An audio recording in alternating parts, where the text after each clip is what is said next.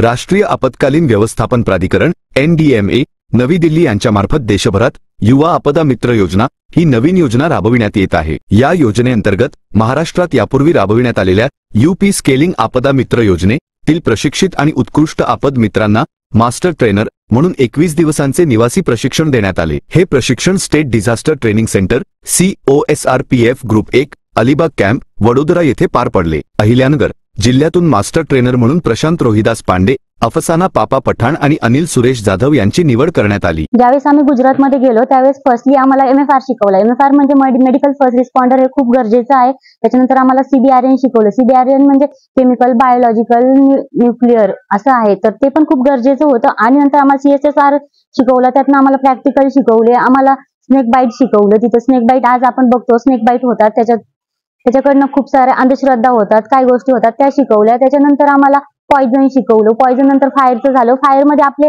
Pande sir होते। नमस्ते। National disaster अथॉरिटीच्या अंतर्गत आमचे मास्टर ट्रेनरसाठी सिलेक्शन झाले अहिल्यानगर जिल्ह्यासाठी। त्यासाठी आम्ही गुजरातमध्ये SDRF ट्रेनिंग सेंटरला 21 दिवसाचं ट्रेनिंग करून आलेलो आहे।